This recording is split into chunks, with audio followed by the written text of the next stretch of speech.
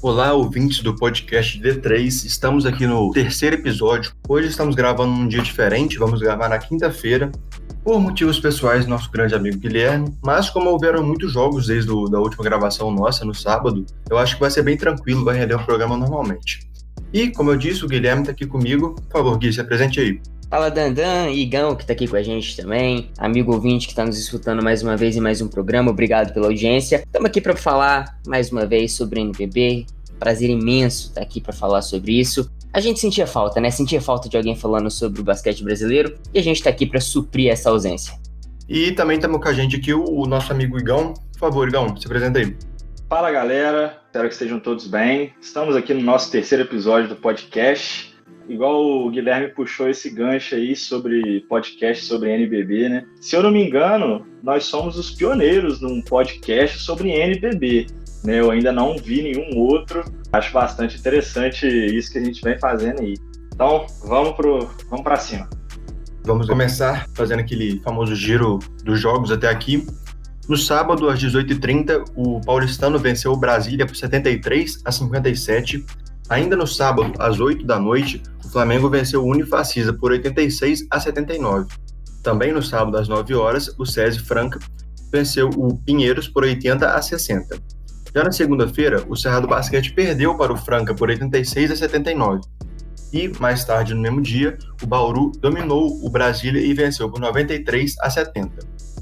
Mais tarde, o Corinthians fez um bom jogo com o Pinheiros, um clássico, e venceu por 76-74.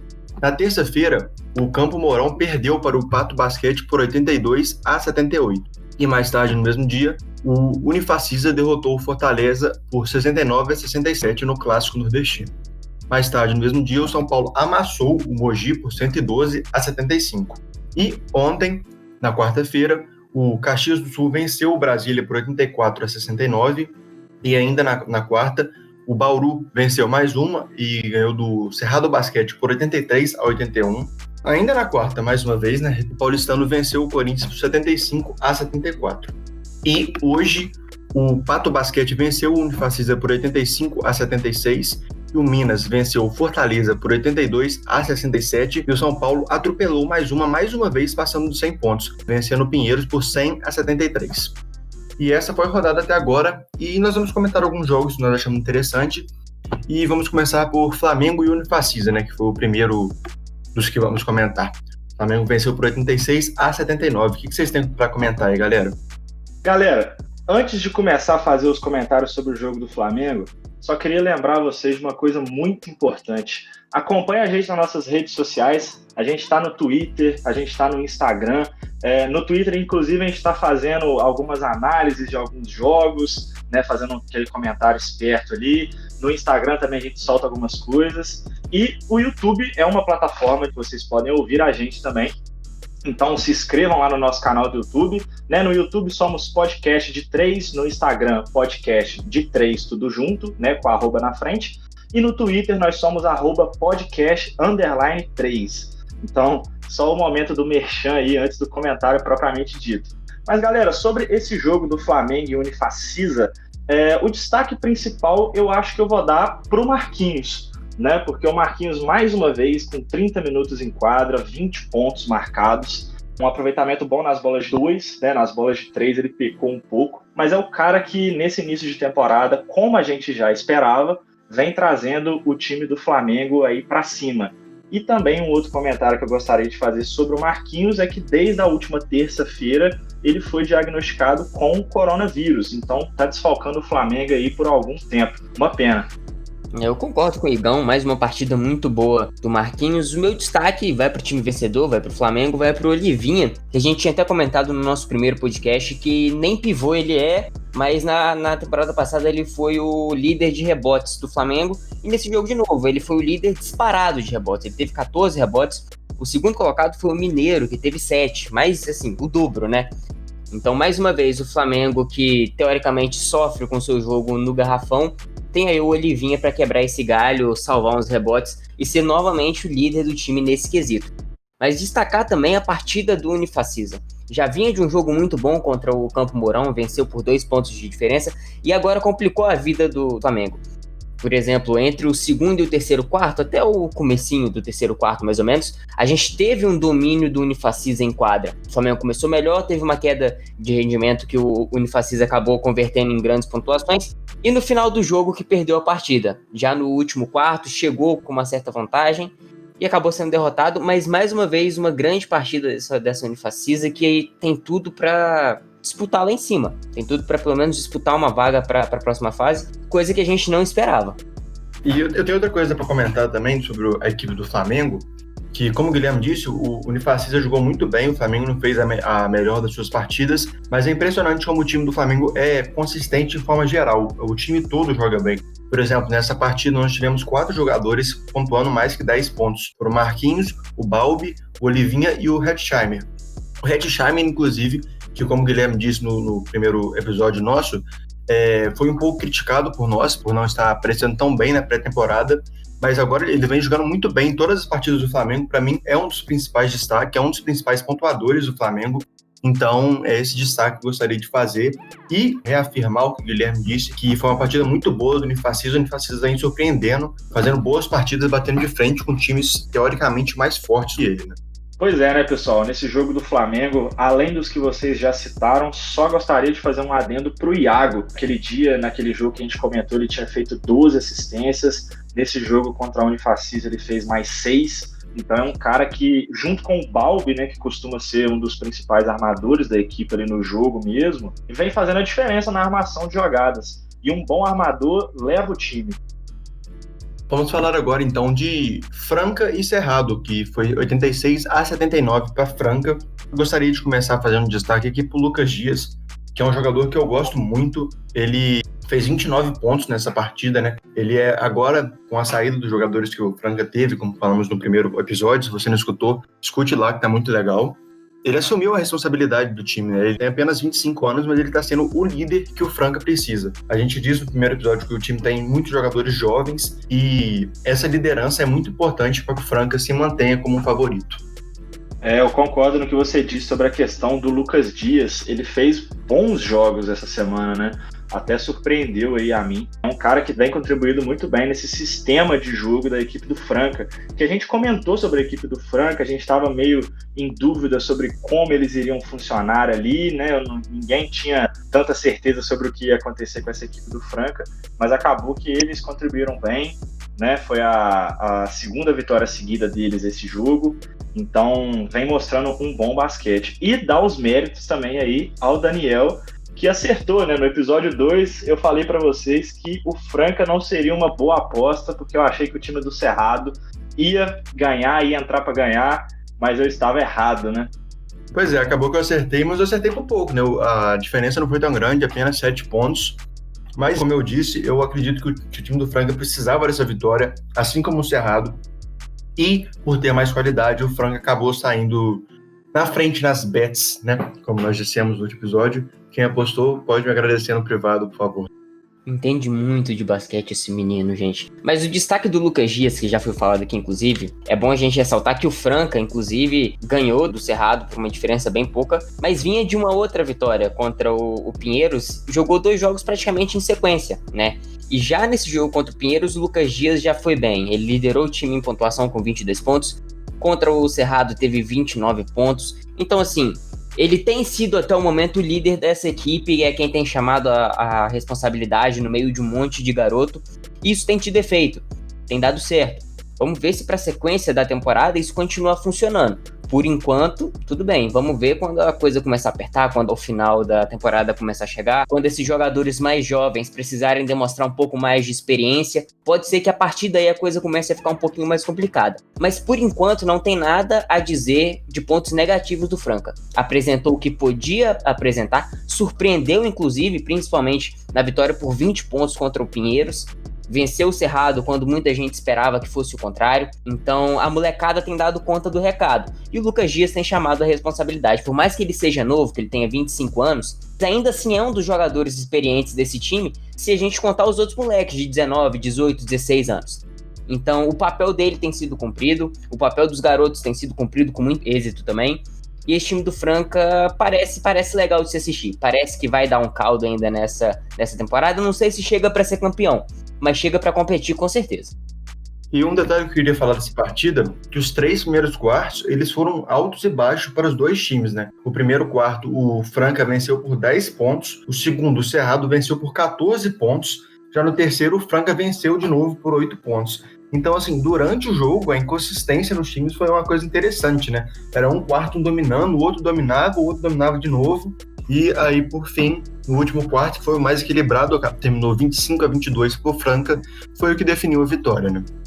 Essa equipe do Franca, que depois que perdeu aquele primeiro jogo lá pro Corinthians, naquele jogo incrível que o Fuller fez, não perdeu mais, né? São 2 vitórias seguidas, 2 vitórias contundentes. Então isso mostra aí também o poder de recuperação da equipe do Franca. Porque as outras equipes que estão na frente ali da tabela, elas vêm de várias vitórias seguidas. Minas, por exemplo, perdeu o primeiro jogo, mas ganhou 3 jogos seguidos, né? A equipe do São Paulo ainda nem perdeu no campeonato, assim como o Flamengo e Bauru também não perderam ainda. Então o Franca, ele é o primeiro time que perde o jogo e mostra uma recuperação boa. Então isso é bastante interessante a gente analisar também. O time não se abate mesmo tendo muitos garotos. E já que você falou de partidas contundentes, Igão, vamos falar agora de São Paulo, que você também citou aí, né? Que venceu mais uma, fazendo mais de 100 pontos. Já é a terceira vitória por mais de 100 pontos dele. Eles atropelaram o Mogi por 112-75. Eu acho isso muito interessante, porque não é comum a gente ver um time fazer mais de 100 pontos numa partida aqui no Brasil. E o São Paulo já fez isso 3 vezes nesse campeonato. Então, a equipe de São Paulo, que a gente não colocou como uma das principais favoritas, a gente colocou correndo por fora no primeiro episódio, vem nos surpreendendo, e é uma surpresa muito boa, porque eles estão jogando muito bem, e é um detalhe a ser comentado isso, né? Exatamente, Daniel. Essa equipe do São Paulo vem amassando, né? Esse jogo contra o Mogi foi 112-75, né? Se a minha matemática aí não tá falhando, são 32 pontos de diferença. E um detalhe interessante é que o MVP Jorginho, né, ele nem fez um jogo tão arrasador assim, foram apenas 10 pontos, mas contribuiu com 7 rebotes, 4 assistências, é um cara muito participativo no jogo, né? É aquele que a gente chama de playmaker, né? Quem faz o time jogar. Caras como esse numa equipe realmente faz toda a diferença. E o time do São Paulo também não precisou esforçar tanto assim os seus titulares em quadra. O cara que mais ficou em quadra foi o Bennett, que ficou 24 minutos, né, a partida tem 40 minutos, então o jogo foi arrasador desde o princípio. O São Paulo entrou para dominar, entrou com todo o gás e vem mostrando aí a que veio nessa temporada da NBB, me surpreendendo muito a equipe paulista. Cara, eu acho que não tá surpreendendo só você, está surpreendendo todo mundo. Acredito que ninguém esperava que o São Paulo fosse ter esse desempenho que tá tendo até agora. São 3 jogos fazendo mais de 100 pontos. Eu acho que tem time na temporada passada que não fez 100 pontos em toda a temporada. O São Paulo já no início fez 100 pontos em 3 jogos. Isso é uma coisa bizarra. E você disse sobre o Jorginho, que nem teve uma grande partida contra o Mogi.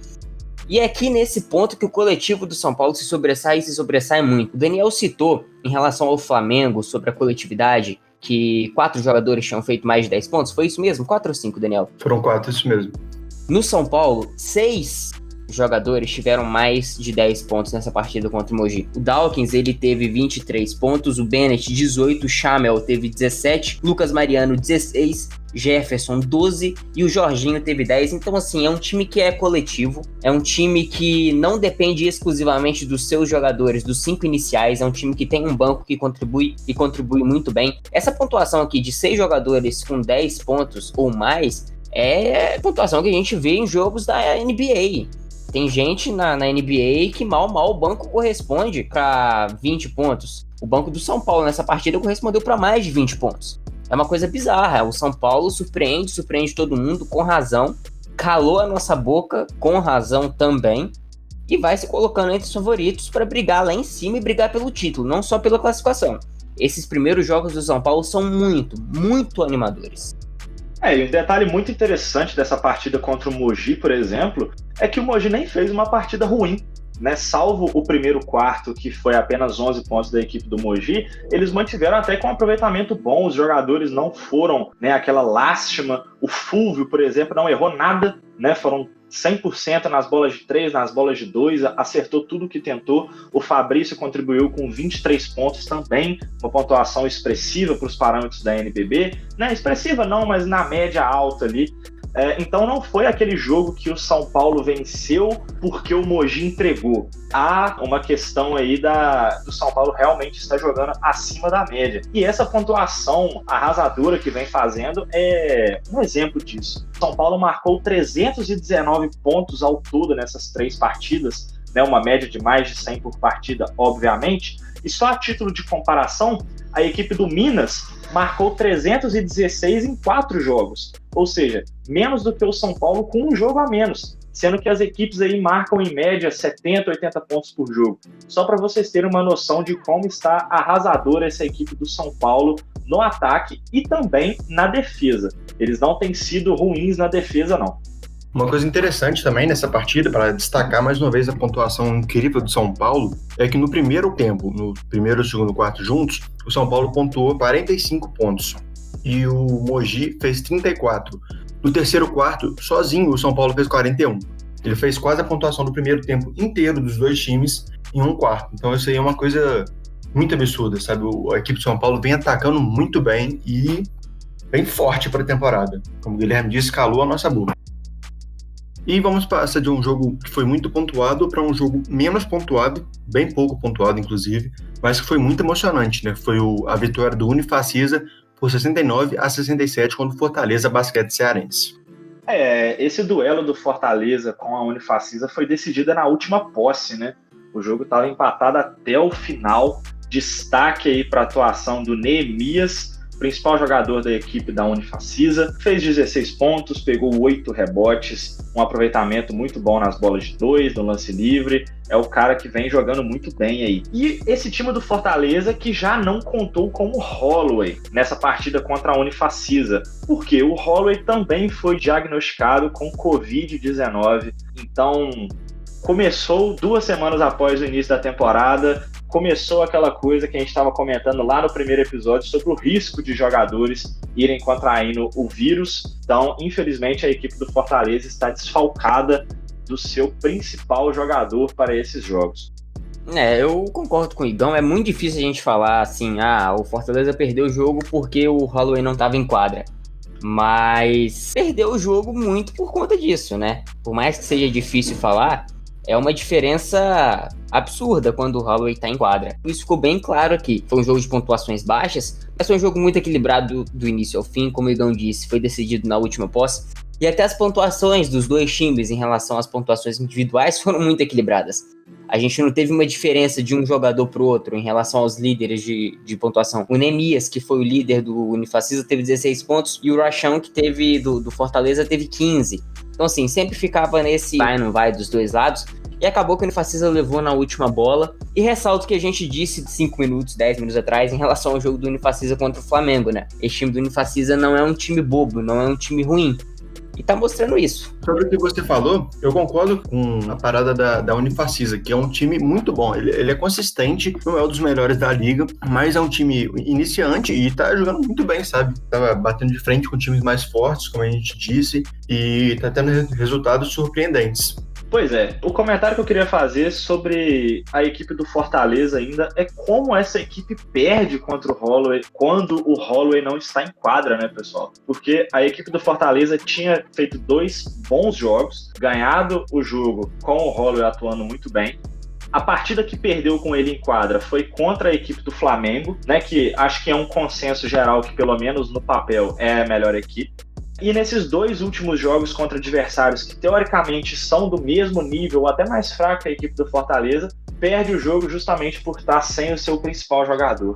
É o time que depende ali do Holloway para ganhar, né? O time até funciona, faz jogos equilibrados, mas falta aquele cara para botar a bola debaixo do braço e falar deixa comigo, que é eu que resolvo. E vale lembrar também que o Lucas Bebê, né, não tá jogando também. Ele tem, acho que, se não me engano, a 2ª ou 3ª partida seguida que ele não joga. Jogou apenas a primeira, foi muito bem na primeira partida, mas não apareceu mais desde então. Na partida de hoje do basquete cearense, do Fortaleza Basquete Cearense, o Bebê voltou às quadras, Daniel. Maravilha, vamos comentar sobre ela daqui a pouco, né?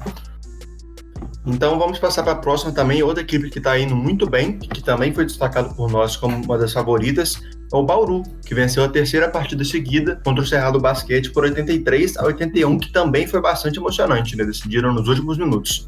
É mais um jogo próximo de ser decidido aí no finalzinho do jogo. Não foi na última posse, mas foi nos minutos finais, né? Um jogo muito emocionante. Agora uma pontuação um pouquinho maior dos padrões da NBB, pelo menos, esses placares aí com 80 pontos de cada lado. Mas foi um jogo muito bom, né? O Bauru vem empolgando, empolga a sua torcida, empolga a gente que dá uma olhada nos jogos para vir comentar aqui para vocês. É um time que ele é consistente nos dois lados da quadra. Não é que ele seja ótimo, tanto defendendo quanto atacando, mas ele é ok dos dois lados, e isso faz muita diferença. Você ter uma consistência e esse equilíbrio dos dois lados ajuda. É óbvio que você ter uma defesa sólida demais é bom. Você ter um ataque muito bom, obviamente é muito bom. Mas quando você tem um time equilibrado em que os dois lados são só bom, já é o bastante para você ter um time competitivo e competir de igual para igual com qualquer time da liga. Vai bater de frente com o Flamengo para ser campeão? Vai bater de frente com, sei lá, com São Paulo, pelo jeito que tá jogando? Talvez não, mas vai fazer um jogo digno, pelo menos. Mas um destaque positivo para esse time do Cerrado é o Fuller. Colocou a bola debaixo do braço, chamou a responsabilidade, fez 27 pontos. O segundo maior pontuador do seu time, inclusive, foi o Paulo, que teve 13 pontos. Sabe, é mais que o dobro. Então, assim, é um jogador que tem chamado a responsabilidade constantemente nos jogos, tem jogado boas partidas, mas sozinho não vai decidir. Talvez se outros jogadores tivessem contribuído mais, essa partida teria sido diferente. Mas já foi, já passou, não tem o que ficar falando, não tem por que chorar no leite derramado. Já foi melhorar para os próximos jogos, é o que o Cerrado precisa fazer. Eu queria destacar também o apagão que o Bauru teve no terceiro quarto, né? Que o Bauru foi para o intervalo de jogo vencendo por 17 pontos e no terceiro quarto a vantagem caiu para apenas 3, né? No último quarto, inclusive, o Bauru perdeu, mas perdeu por apenas 1 ponto e acabou vencendo a partida por 2. Então, o Bauru vem muito bem na temporada, ganhando as 3 primeiras partidas, mas eu acho que precisa ficar ligado, sabe? Porque não pode dar essas tropeços contra equipes mais fortes, como o Guilherme falou, do Flamengo, do São Paulo, que é muito bem. Se der esses tropeços, vai tomar porrada, sabe? Então, isso é uma coisa que tem que ficar atento. Eu ia comentar justamente isso que o Daniel falou, sobre a questão do apagão da equipe do Bauru depois que voltou do intervalo, né? Mas eles conseguiram segurar essa reação do Cerrado graças à boa vantagem que tinham construído no primeiro tempo, né? Nos 2 primeiros quartos. Então, isso foi um motivo para a vitória. Sobre o Fuller, jogador do Cerrado Basquete, só um comentário. Existem 2 Fullers na liga da NBB, o Fuller do Corinthians e o Fuller do Cerrado. E ambos jogam muito bem. Então, quando a gente for falar deles, tenham um cuidado para observar bem o jogo que a gente está falando. E sobre o Paulo, o Guilherme, que você comentou, ele fez um duplo-duplo, né? Foram 13 pontos, 10 rebotes, contribuiu bem para a partida do Cerrado Basquete. Já pelo lado do Bauru, o destaque fica com Alexei Borges, né? Mais uma vez jogou muito bem, foram 17 pontos, também teve bem nas assistências. Foi um time que, apesar desse apagão, jogou muito bem. E o meu principal detalhe para essa partida é a minutagem do Alexei Borges. A partida tem 40 minutos, pessoal. Ele ficou 39,5. Eu acho que isso é até um erro da estatística, né? Não é possível ele ter ficado meio minuto fora só. Ou então, se ficou, ele foi ali amarrar o cadarço, beber uma água, mas literalmente o cara jogou o jogo inteiro. Que físico, hein? E não só ele, Gão. É o Jimmy Butler. É o Jimmy Butler do Miami Heat na final da NBA. O Gui Deodato e o Tyrone, eles jogaram, respectivamente, 33,7 e o Tyrone jogou 37,6 minutos. Então, o Bauru usou bastante os seus principais atletas nessa partida, né? O Alex, que é mais velho, tá com 40 anos já, atua menos. Exatamente. E eu acho que isso, Daniel, é justamente um reflexo desse apagão que a equipe deu no final do jogo, né? Resolveu manter ali os seus principais medalhões para tentar segurar a partida. Acabou dando certo, mas a gente sabe que o basquete é um esporte que você joga muitas vezes por semana, então esse desgaste aí pode sim, certamente vai fazer a diferença nos próximos jogos do Bauru, se não tiver o descanso adequado. Com certeza. Vamos falar agora sobre o Minas e o Fortaleza, que, como o Igão disse mais cedo, foi a partida que marcou a volta do Lucas Bebê. O Minas acabou vencendo por 82-67, o Minas, que também é uma das equipes que nós colocamos como favoritos ao título no primeiro episódio. Exatamente, Daniel. O Lucas Bebê voltou hoje, atuou por 15 minutos apenas, não foi uma partida tão expressiva dele, né? O plus-minus dele Plus minus, pessoal, é um sinalzinho de mais e menos que aparece na estatística, significa a diferença de pontuação que o time sofreu quando aquele atleta estava em quadra. Só para vocês se situarem, o plus minus dele foi bem ruim, então isso quer dizer que quando o cara estava em quadra ele não fez assim tanta diferença. E a equipe do Minas, que também não é boba, aproveitou, né? Nesbit fez 19 pontos, Batista também fez 16 pontos. Então é um time que aproveitou ali o momento fragilizado da equipe do Fortaleza e emplacou a sua terceira vitória seguida na NBB. Eu queria fazer alguns destaques para a equipe do Minas, que é como o Igão disse, o Nesbit e o JP Batista, eles são 2 pivôs, e esse foi uma coisa que a gente comentou no início do episódio também, no primeiro episódio. De novo, se você não ouviu ainda, vai lá escutar, que tá muito bom. Tanto que a gente comenta ele toda hora aqui, que a gente queria ver como seria o jogo do Minas esse ano, seria muito arremesso, seria muito um garrafão, e parece realmente que está sendo bastante no garrafão, né? Porque são os 2 pivôs que dominaram a partida hoje. Além disso, eu queria destacar mais uma vez o Gui Santos, o garoto do Minas, de 18 anos, jogador da seleção também, já foi convocado de seleção adulta principal. Ele fez 8 pontos, pegou 5 rebotes e deu 3 assistências. Para o menino de 18 anos, que jogou 23 minutos como titular do Minas, é uma coisa muito interessante. Eu acho que esse garoto vai longe, se bobear até consegue um draft na NBA daqui a uns anos, né? Eu acho até que essa questão do jogo do garrafão do Minas, eu acho que não é nem que tá passando diretamente, unicamente, exclusivamente pelo jogo no garrafão. É que o time ele é equilibrado entre si, ele sabe variar os momentos de atacar dentro do garrafão, de fazer uma infiltração, de chutar para 3. Por exemplo, eles acertaram 10 bolas de 3 nesse jogo. Um aproveitamento de mais ou menos aqui 40 e poucos %. Então assim, é um aproveitamento bom. Não é um aproveitamento ruim quando a gente fala de bolas de 3 e a gente chuta aí uns 43%. Não é um aproveitamento ruim. Se a gente for olhar os números da NBA, um time que tem um aproveitamento bom normalmente tem aí médias de 50% de acerto. Então assim, para um jogo da NBB, tá ok. É que o time é realmente equilibrado. O time tomou aquela sova do Flamengo logo no início do campeonato, mas parece que voltou a se encontrar aos poucos. Acho que seria até pedir demais para que jogassem de igual para igual com o Flamengo, sabendo de todos os problemas que o time tinha. Então, por enquanto, o Minas entrega também o que a gente esperava. Entrega um time equilibrado, um time competitivo, que vai brigar, mas que a gente também não sabe se tem força o bastante para ser campeão. O destaque que o Daniel deu para o Gui Santos, ele até comentou sobre a questão do draft da NBA, é sim bem possível, né? Eu espero que muitos desses garotos que estão surgindo aí na NBB sigam os passos aí do Raulzinho, do Didi Lousada. O Didi Lousada, inclusive, pessoal, até o ano de 2019, também conhecido como ano passado, jogava pelo Franca, né? E a gente fala aqui do Franca toda hora, então você vê que os universos nem estão tão distantes assim. É perfeitamente possível, né? Então a gente torce muito para que essa garotada do Brasil representa, vai lá para fora mesmo. A gente percebe que o basquete brasileiro está evoluindo cada vez mais, principalmente com os incríveis mecanismos de análise que tem surgido aí como o podcast de 3. E a gente espera ver esses garotos brilhando lá fora também no basquete internacional. E agora eu queria destacar um detalhe sobre a equipe do Fortaleza, que é o Rachão. Na última partida que a gente comentou sobre o Fortaleza, que foi a derrota para o Unifacisa, o Holley também não estava jogando e foi ele que chamou a responsabilidade.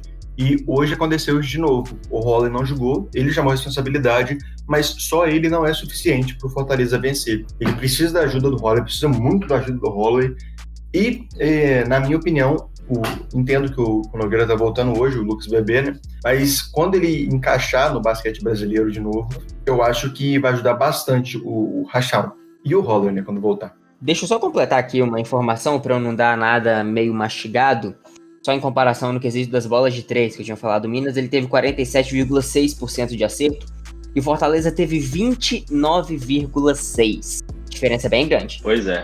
Sobre a questão do jogo, ainda falando sobre a ausência do Holloway, né? Igual eu fiquei muito incomodado com esse jogo ruim que o Bright fez hoje. Ele vinha jogando muito bem, é um cara que estava jogando muito bem e eu acho que poderia ter dado um caldo aí nesse jogo a mais, né? Principalmente no final do jogo. O Rachão, como o Daniel falou, ele chamou a responsabilidade hoje. Ele tem sido esse segundo homem da equipe do Fortaleza nas pontuações. Né? Vem o Holloway e geralmente vem ele por trás. Mas ele não consegue ter as pontuações expressivas que o Holloway tem. Né? O Holloway fez uma partida de 32 pontos, depois fez outra partida, se eu não me engano, de 29 pontos ou 27 pontos, agora me fugiu na memória. Então, são pontuações acima da média do padrão NBB. Né? Então, falta um cara além dele para complementar isso na equipe cearense. E agora vamos comentar a última partida do nosso podcast de hoje, que foi a vitória do Corinthians sobre o Pinheiros por 76-74. Corinthians, que a gente comentou também no último episódio, que falta consistência. Hoje conseguiu vencer, mas eu não diria que convenceu não, hein? O que vocês acham? Eu concordo. Não convenceu em nenhum jogo. Mas pode ir, Igão, vai que é sua.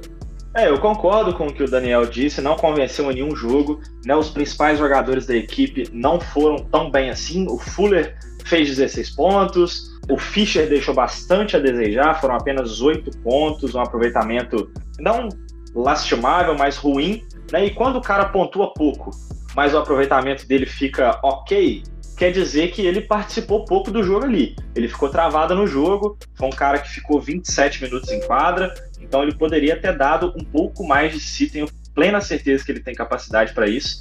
É o que o Daniel definiu de forma muito magistral. O Corinthians venceu, mas não convenceu. Contra uma equipe do Pinheiros que também não é tão forte assim. Né? O Pinheiros está passando por problemas, né? Não tem conseguido fazer bons jogos e quase que belisca essa vitória em cima da equipe do Corinthians. O Corinthians que venceu o Pinheiros que estava mal, que a gente já tinha comentado aqui, estava tomando sova de todo mundo que passava por ele, e perdeu para o Corinthians também, mas deu muito mais sufoco do que deu para qualquer outro time na NBB até agora. Então, o Corinthians é um time que tem que abrir o olho. A gente tinha falado aqui que se o time quisesse investir por ter a marca do Corinthians, daria certo. Mas só ter a marca não funciona. É preciso que a gestão seja boa, é preciso que tudo seja minimamente organizado lá dentro. E a gente não vê isso, né? O Igão já comentou, os destaques individuais do Corinthians na partida não foram bons. Deixaram muito a desejar. O Fischer ele foi o líder em assistências, mas pecou demais na pontuação. Teve um aproveitamento de arremesso de quadra bem abaixo do seu padrão. E o Corinthians perdeu o seu jogo em seguida, logo desse. Perdeu pro Paulistano numa partida que também os seus destaques deixaram a desejar. O time apresentou inconsistências dentro do próprio jogo, irregularidades. Então assim fica complicado. Atualmente o Corinthians ele tá lá embaixo, né, gente? Qual que é a posição do Corinthians? Alguém tem aí na mão? Olha, só um minutinho aqui, tá em 9º. 4 partidas, 2 vitórias e 2 derrotas. 2 vitórias que não convenceram, 2 derrotas que escancararam os erros do time, então é difícil achar que o Corinthians vai em algum lugar nessa temporada. É bem complicado mesmo. Se eu tivesse que apostar hoje, com toda certeza não apostaria nada no Corinthians. Igual o Daniel falou, a equipe do Corinthians está em 9º lugar, está com aproveitamento de 50%, né? São 4 jogos e 2 vitórias, e vem intercalando, né, entre vitórias e derrotas. Começou ganhando, perdeu a segunda, ganhou a terceira, perdeu a quarta. Então, isso mostra o que o Guilherme disse, inconsistência. O time não consegue fazer uma vitória e repetir a vitória. Por quê? Porque falta convencer. Não são vitórias contundentes, não são vitórias mostrando um bom basquete. Eu arrisco até a dizer que são vitórias mais em cima da fragilidade do adversário do que na capacidade da equipe. Então, isso é algo para a gente observar. O Corinthians, vocês estão escutando esse podcast aí no dia 23 de novembro, uma segunda-feira, o Corinthians fará um jogo contra a equipe do Brasília às 5 horas da tarde, vai ser transmitido aí pela DAZN, né? Não estou sendo pago para fazer essa propaganda, mas se quiser, gostaria muito de ser. Então, DAZN, se estiver escutando a gente, entre em contato. Mas fiquem de olho na equipe do Corinthians aí, vamos ver o que eles podem apresentar contra essa equipe do Brasília, que também não tem muito brilho, né? Não mostrou até agora um grande basquete. São 3 jogos e 3 derrotas para a equipe da capital brasileira. E antes de encerrar agora o nosso podcast e falar a classificação, vou comentar aqui que está acontecendo nesse exato momento a partida entre Franca e Mogi, que o Franca está vencendo por 44-32, com destaque novamente para o Lucas Dias, que está com 13 pontos já nesse primeiro tempo. E no próximo episódio vocês saberão quem venceu. E agora eu vou dar uma passada rápida aqui na classificação. O São Paulo é o líder com 3 partidas e 3 vitórias. O Flamengo e o Bauru também têm 3 partidas e 3 vitórias, mas eles têm um saldo menor do que o São Paulo. Então, por isso, eles estão em segundo e terceiro, respectivamente. Depois disso, vem o Paulistano com 2 partidas e 2 vitórias. O Caxias com apenas 1 partida e 1 vitória. O Minas, que fez 4 partidas, venceu 3 e perdeu 1. O Franca está em sétimo, com 3 partidas, 2 vitórias e 1 derrota. O Pato vem em oitavo, com 4 partidas, 2 vitórias e 2 derrotas, assim como o Corinthians em nono, como dissemos. O Fortaleza vem em décimo, com 5 partidas, 2 vitórias e 3 derrotas. Depois vem o Campo Mourão, 4 partidas, 1 vitória e 3 derrotas, assim como o Unifacisa, que ocupa a 12ª posição. Abaixo deles tem o Cerrado, que jogou 2 partidas e perdeu as 2, Mogi, que jogou as 2 partidas e perdeu as 2, e o Pinheiros e o Brasília, que jogaram as 3 partidas e perderam as 3, que estão amargando as últimas colocações do campeonato. Do primeiro turno do NBB, que classifica para os 8 primeiros colocados para o Super 8, e quem estaria indo hoje é São Paulo, Flamengo, Bauru, Paulistano, Caxias do Sul, Minas, Franca e Pato Basquete. O Corinthians, como o Guilherme bem disse que não daria nada, estaria ficando da Copa Super 8. Então, vamos encerrar o episódio de hoje. Se vocês quiserem, e eu sei que vocês vão querer, se despeçam aí dos nossos ouvintes. Antes de me despedir, eu só queria fazer um último comentário. Eu havia falado logo no início dessa transmissão que o Marquinhos do Flamengo testou positivo para coronavírus, né? Ficará de fora aí por um tempo. Mas em contrapartida, 2 jogadores que não tinham jogado até agora, justamente por causa da doença, estão liberados, que é o Pedro Nunes e o Jonathan Luz. Então eu espero que eles possam aí suprir a necessidade que o Flamengo vai ter da ausência do seu principal jogador, que é o Marquinhos. Mas galera, então já que a gente está ficando por aqui, Daniel, Guilherme, sempre um prazer imenso estar com vocês dois, vocês sabem o carinho que eu tenho por vocês. Então galera, a gente vai ficando por aqui. Não se esqueça de acompanhar a gente nas redes sociais. Igual eu falei para vocês, está rolando análise lá no Twitter. Né? O Twitter que é uma plataforma de divulgação excelente. Então siga a gente lá no Twitter, por favor, @podcast_3. E o YouTube também, galera. Porque vocês sabem que o YouTube ultimamente tem sido uma ferramenta de trabalho mesmo para muitas pessoas. E não é ousadia sonhar, né? Vai que um dia a gente consegue aí também entrar nessa de cabeça, conseguir as oportunidades dentro do Basquete Brasil.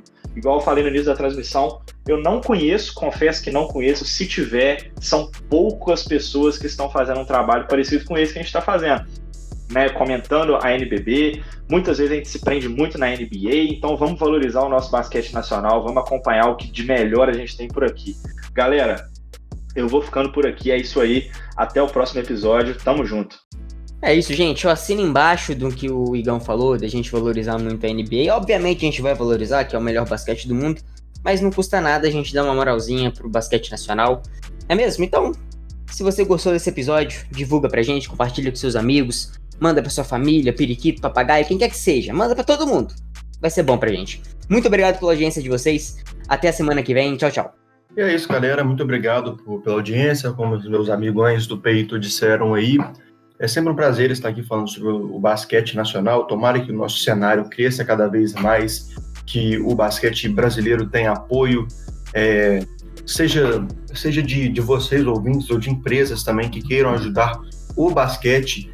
Passar na TV aberta seria sensacional, aumentar o número de jogos na TV aberta seria sensacional, e nós esperamos ajudar para que isso aconteça com esse nosso podcast, espalhando a palavra do basquete brasileiro. É sempre um prazer estar aqui com vocês, amigos. É sempre um prazer estar falando para vocês, ouvintes. E vai chegando ao fim, eu gostaria mais uma vez de pedir para que vocês nos deem feedback. O que vocês acham que a gente pode melhorar, se a gente já melhorou, se a gente piorou. Deixa nos comentários no Twitter, como eu disse, nos comentários do vídeo no YouTube, no nosso Instagram. E, por favor, não esqueçam de nos seguir nas 3 plataformas, porque seria de grande ajuda para a gente. Então, muito obrigado e uma boa noite, um bom dia, uma boa tarde para quem estiver ouvindo, seja em qualquer hora do dia. Até mais, muito obrigado pela audiência.